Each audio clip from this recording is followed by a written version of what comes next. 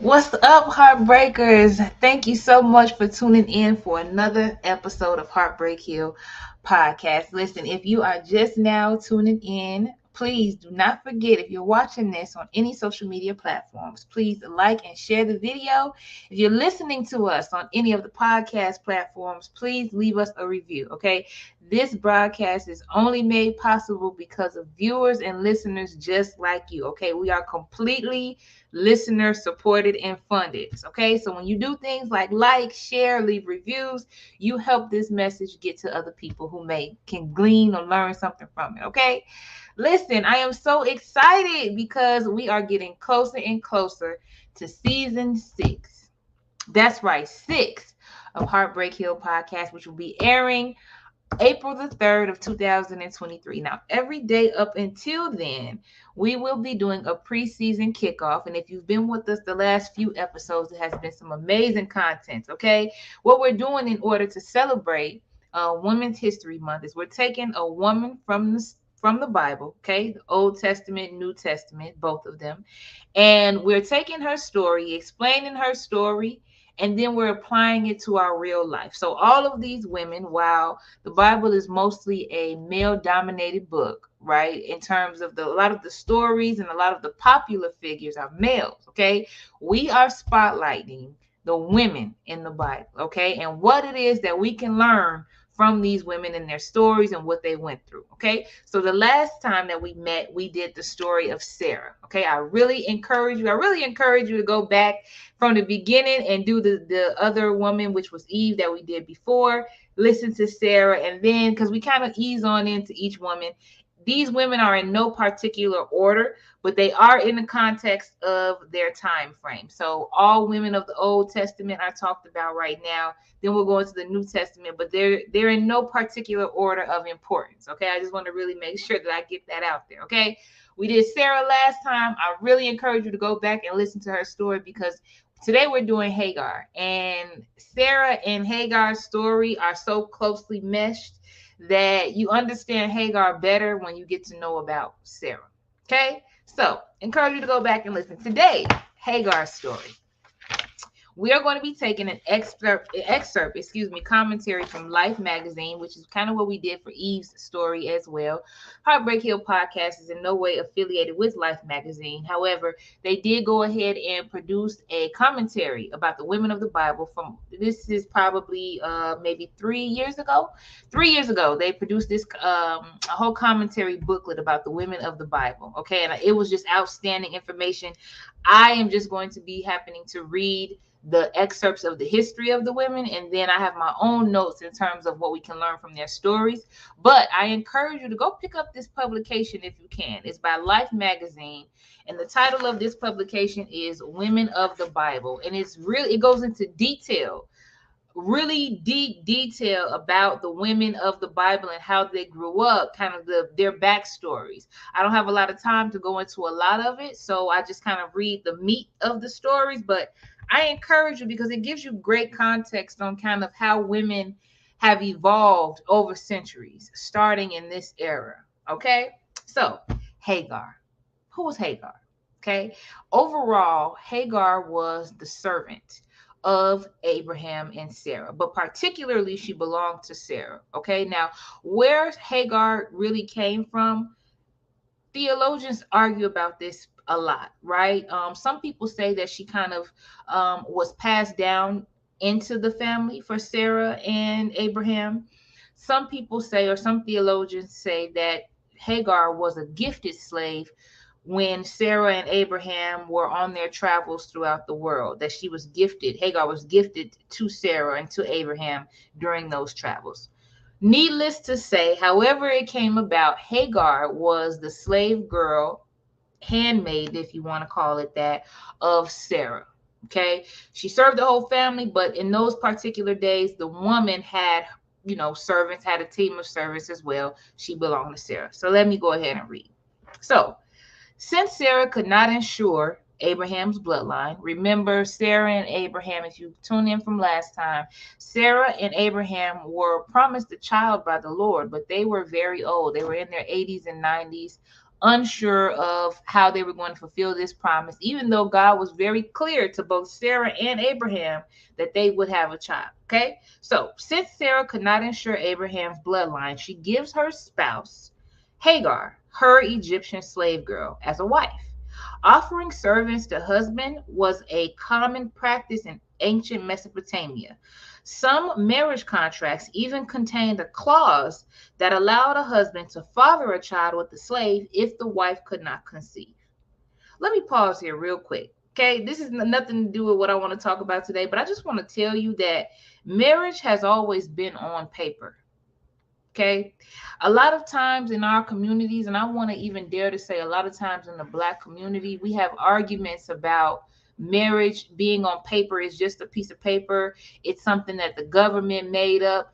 This is Mesopotamia days. Okay, this is way before there was any real official um, government created. So this is like pre-Roman Empire, pre-Julius Caesar, all of that. From the beginning of time, there has always been a certificate that came with marriage and a certificate that came with divorce. Okay.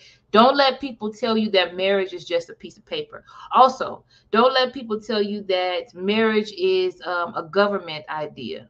Okay. The government really only gets involved in marriage if you get divorced. But marriage in its core has been, is right now, and always will be in the future God's idea. It's not a man-made thing. If it was up to men and women, we would never get married. We would do what it is that we've been doing for a long time, which is not getting married. So I just want to go ahead and tell you this. One of the reasons why the Bible is so cold and so real is because it takes real life situations that we're going through right now and constructs like marriage, for example, and it shows us the origin of these things. So marriage is not a man-made thing. Marriage is not a government thing. And it is more than just a piece of paper. Marriage being on paper is not a new idea. It's not a new thing. Okay. Just wanted to put that out there. Okay. So in Mesopotamia, and even throughout the world, actually, some marriage contracts allowed women to have their slaves sleep with their husbands to have children. Okay, a lot of times when if you've heard the story of Sarah and Abraham and Hagar, it kind of seems like a foreign idea that a woman would give her husband over to a slave to have sex with and then have a child. But it was actually very common in this time.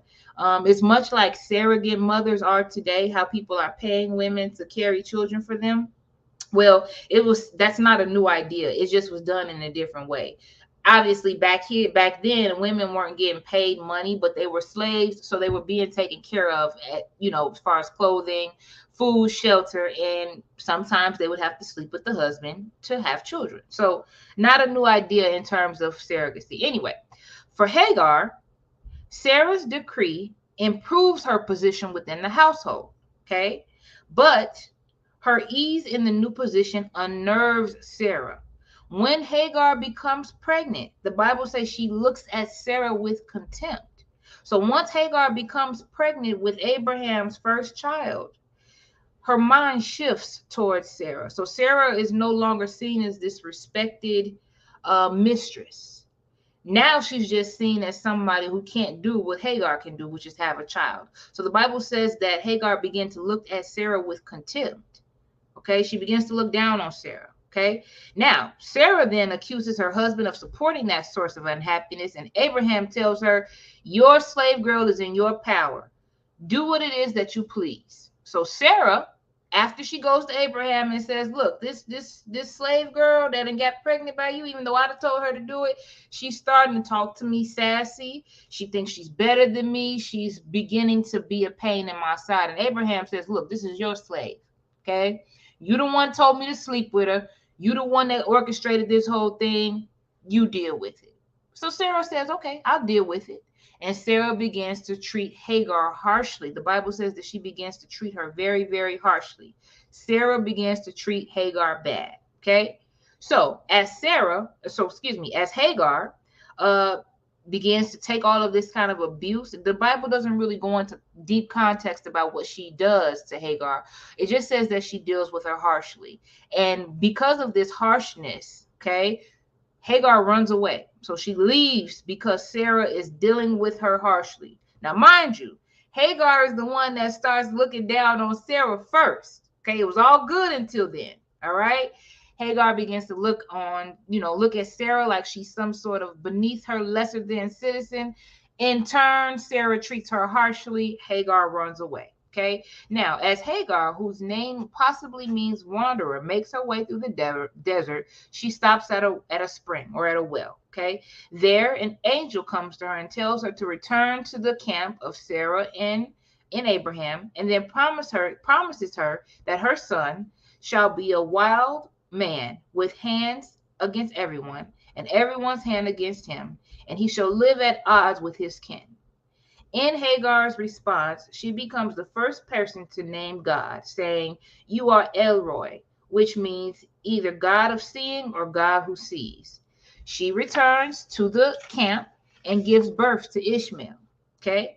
But God's promise to Sarah is still yet to be fulfilled. That is, she shall give rise to nations, kings of people shall come from her. Okay? So, mind you, Sarah treats Hagar harshly. Hagar leaves and then she comes back. So there's a lot of different times that's between that Hagar leaving and coming back, because when she comes back, she gives birth to the son. Okay. So there's at least 9 months there that we know that there's time in between her Hagar leaving and coming back. But during this time, Sarah still does not get pregnant. Okay. Now she's still living with this promise that God gave to her. So when Sarah is 90, she finally gives birth to a son. Okay. And Abraham names him Isaac, which means laughter. Okay. After Sarah has Isaac, Abraham throws a big feast for him. Okay. Now, one thing that I would like to say is that by the time that Sarah finally gives birth to her son, Isaac, Ishmael, which is the son that Hagar has by Abraham, so Abraham's first son by Hagar, the slave girl, whose name is Ishmael, is about 13 years old by the time that Sarah has her child. Okay, so Sarah has watched Hagar and Abraham raise this boy. She's had help. She's helped raise this child because, there's a hierarchy still. There's a hierarchy still. Even though she's Abraham's first wife, Hagar is the baby mama. Okay, so Hagar is the second wife. She's the baby mama. Sarah has helped raise this teenage boy. So by the time she gives birth to the promised son, which is Isaac, Ishmael is about 13 years old. Just keep that in mind, okay? So when Sarah is 90, she gives birth to a son named Isaac, okay? Now, after Sarah has Isaac, after some time passes, Abraham throws a feast. He throws a big old party for the promised son. Sarah is finally pregnant. Finally, their promise is coming to fruition, okay? During the party that Abraham throws, okay, Sarah watches. You know how mamas do. Sarah is sitting back watching Isaac and his half brother play. They play around a little bit too much, okay? And Ishmael, which is the son by Hagar, plays a little bit too roughly with Sarah's son, okay? So Sarah is watching this, and Sarah watches as Isaac plays with his teenage half brother Ishmael. Okay, she is afraid for Isaac's position in the house, and she insists that Abraham banishes Hagar and Ishmael. Okay, so once Sarah sees the dynamics of what's going on, this firstborn son that is not the promised son is picking on her baby a little bit too much, playing a little bit too rough. She tells Abraham, okay, Hagar has to go, and she needs to take the son with her. They got to leave this place. Okay. So one morning, Abraham hands Hagar some bread and water and sends her away with the son. He didn't even keep the son. He sends her and the son away. Okay. The two wander into the wilderness. Soon they run out of water, and Hagar puts Ishmael under a shrub and weeps, knowing she is about to die. So here she is once again. She's ran away. This time, instead of her being pregnant with the child, she has the child in her arms. They don't got no food, no water. She gives up. She set the baby down at a bush and she just cries out to God and said, "This is it. I know we finna die out here." God hears Hagar weeping, okay? And an angel speaks to her from heaven and promises her that from Ishmael, God will make him a great nation. Hagar then gets a well of water and they are saved. As prophesied, Ishmael grows very strong. Hagar finds him an Egyptian wife, And he has 12 sons, all of whom become princes. Actually, Muhammad, the founder of Islam, comes from this lineage. Okay, so some people didn't know that, but Muhammad, which is the founder of Islam, comes from the lineage of Hagar. Okay, he's part of that, of Ishmael's 12 sons. He's part of that lineage. Okay, just FYI. We don't hear anything else about Sarah after this, or Hagar kind of after this story takes place. After Ishmael goes on and marries his Egyptian wife and has the 12 sons and they all become princes, we pretty much don't hear any more about Hagar after that. Okay. So what can we learn from Hagar's story? What can we learn from the slave girl who has a baby because she's told to? Let's be honest there. She's told by her mistress to sleep with her mistress's husband. When she gets pregnant, she looks down on the mistress. The mistress treats her bad. She runs away. And she comes back. And when she comes back, this time she's a little bit more humble and behaving herself, but then she gets sent away again. And this time she didn't do anything in particular on her own. The kids are just playing and Sarah doesn't like it, and she gets sent away again. And out there, when she's out there in this kind of a wilderness with no food and no water, God speaks to her. Okay. What can we learn from this story? Okay. I got 3 main points that I think are important to learn from Hagar's story. Okay. The first point is always be humble with your blessings. Okay. There are certain things that God is going to give to you. And a lot of times the blessings that we get are a direct reflection of the trauma and the pain that we've been through. This is why jealousy and comparing your life to other people really makes no sense. Because a lot of the times you don't know what that person has been through in order to get the blessings that they have. You don't know the backstory. You just see them getting whatever fame or whatever notoriety that they're receiving, but you don't know what they have went through that shapes them into being worthy of this blessing. Okay. So you have to just keep that in mind. But also when you get the blessings that God has given you, whether that be a husband, whether that be a car, whether that be a house, whether that be a new job, whatever the blessing may be careful not to use that blessing to make others feel down. Whatever you use, and I've seen this in my own life and the life around me, whatever you try to use to make people feel low, God will use that same thing to humble you. Okay? An example of this would be like, let's say you've been married a very long time and you go on social media and you are showing off your spouse, which there's nothing wrong with that. Please celebrate your accomplishments, celebrate your blessings. But there's a difference between celebrating your blessings and then using your blessings to look down on others. So you have people sometimes that have been married a long time and they'll try to use their marriage story as the standard. They'll try to say, well, this is how it should be when this, and this. Or maybe somebody has acquired a large sum of money. They're wealthy now. And they will say, well, if you just do this, and this, give you a long laundry list of steps or tell you what it is that you're not doing correctly in order to achieve this blessing. Humble yourself. Okay. A lot of times the things that we have, whether it be our marriages, whether it be our friendships, whether it be even our children, God has seen fit for you to have those things. It does not make you the standard. It does not, your blessings do not make you the level that which people have to look to as achievement. God may be using you as an example. Okay. But if you're not careful, you can use the blessings that God gave you to make yourself the standard. Okay. And when you do that, throughout the entire Bible, we see parts of this, and I'm sure in your own life you will see parts of this. When people take their blessings and they use it to make other people feel less than, that same blessing is used against them. Hagar began to look at Sarah with contempt when she got pregnant, because all of a sudden in her mind, I have a child and you don't. Today's translation, we can I have a husband and you don't. I have a house and you don't. I have a car and you don't. That makes us look down on people. Well, what happens is that same son that she was pregnant with, that she used as kind of a thing that made her better than Sarah in some type of way, that was the same reason why she ended up getting banished and kicked out into the wilderness later on.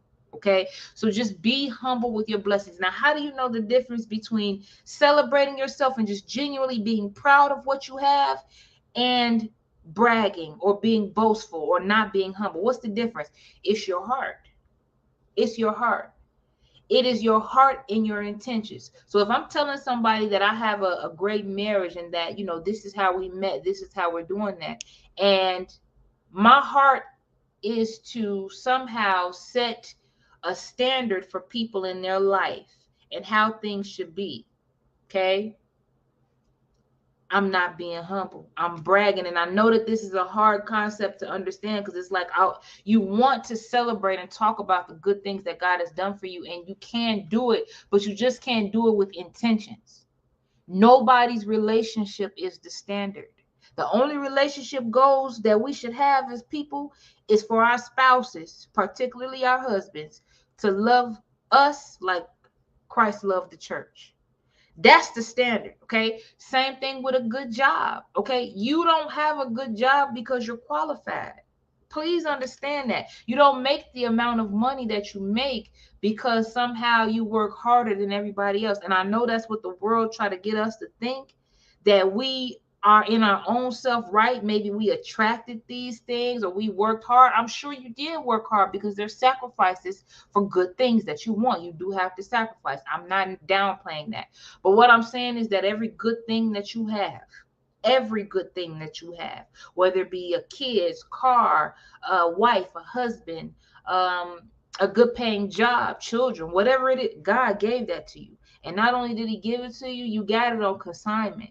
Like, you're going to have to answer for these blessings one day. So just don't use your blessings to look down on people. Don't use the things you have as a standard for others. You will be humbled. And you rather humble yourself than God humble you because it's painful.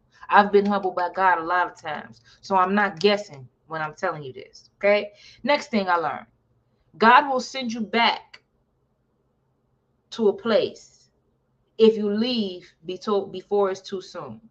If you leave before you can learn the lesson, God will send you back to that place. Now, Hagar left Sarah and Abraham 2 different times. The first time she left, it was because Sarah was treating her harshly. The second time she left, it was because she was asked to leave. Okay. Hagar left the first time because Sarah treated her harshly, was the wrong thing to do. And you know why it was the wrong thing to do for her to leave? Sarah was only treating her harshly because Hagar began to turn her nose up at Sarah. She left before that lesson could be revealed to her. So before God had a chance to humble her heart and tell her, hey, look, stop looking down on your mistress like that. Stop having your nose in the air like that because you can have a child and she can't. Stop doing that. Before God could show her that, Hagar left. When the heat got too hot, she left the kitchen. Okay? God will always send the test again. He will always send the situation again until you learn the lesson. Until you can learn what you're not supposed to do, until you can learn what you are supposed to do, those same tests will keep coming back. Now, sometimes that test is a situation. Sometimes that test is a person. Sometimes that test is a thing. It could be an addiction. It could be whatever it is. When you give up on things before the lesson is learned or before you can take the game from the situation and run with it, God will oftentimes send you back. Now, the Bible says that God sent an angel to tell Hagar to go back and stay. Okay. I would beg anybody who's thinking that they're supposed to go back to another situation or go back to a situation, a person, place, or thing.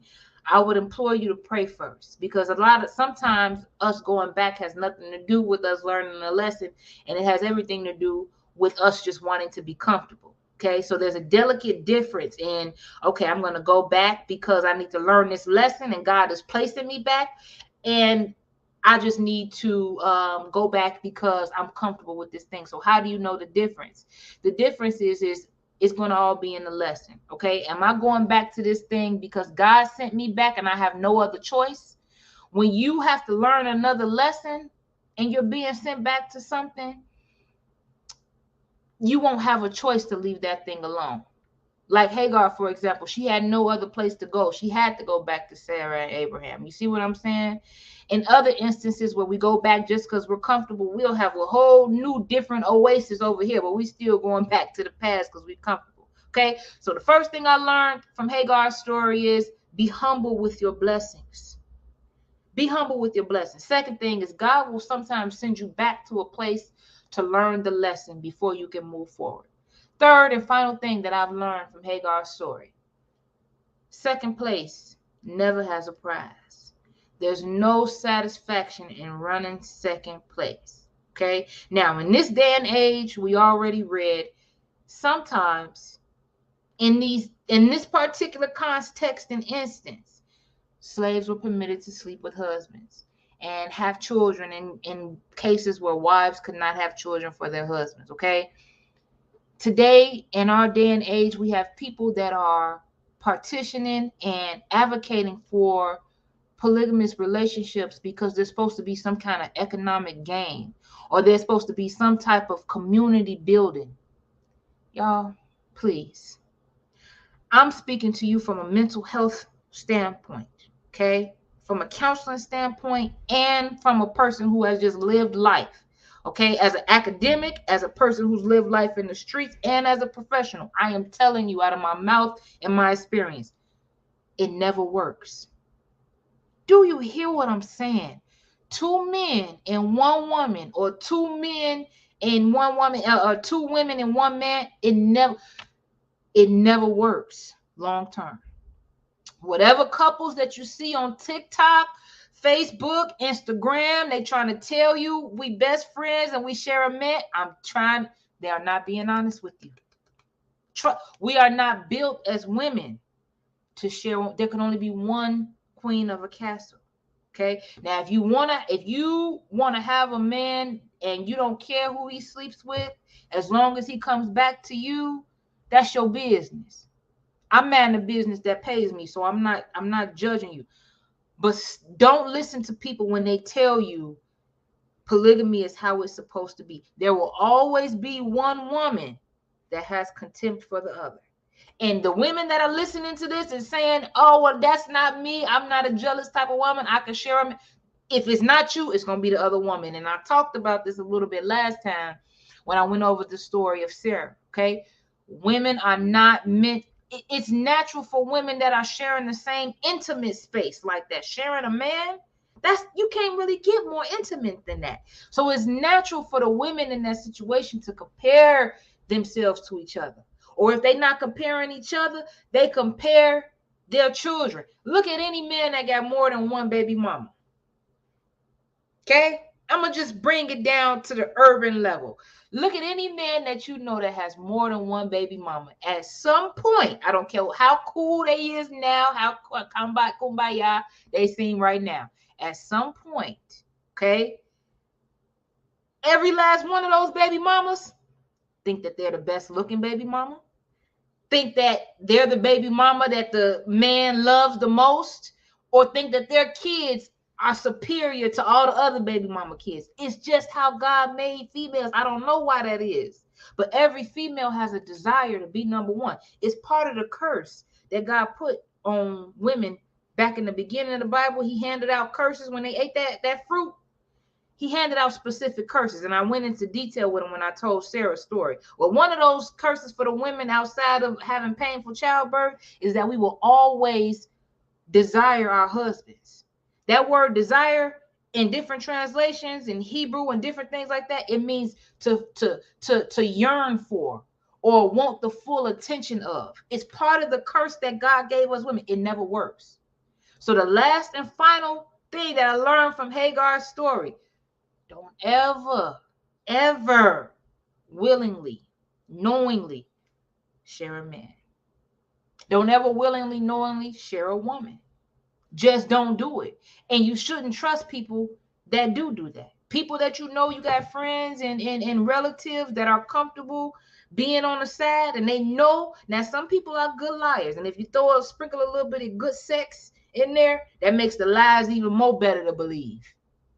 Yeah, sex can change your mind about a lot of different things. Okay, so I understand that sometimes people don't know that they're getting into situations where they have to share. Once you know, get out of there. Okay, if you know already going into it, I implore you to stop. If you have friends or family members that are in situations like that, they can't be trusted fully.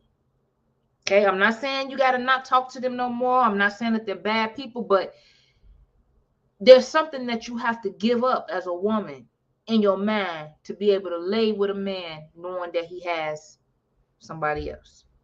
Okay, I'm just saying.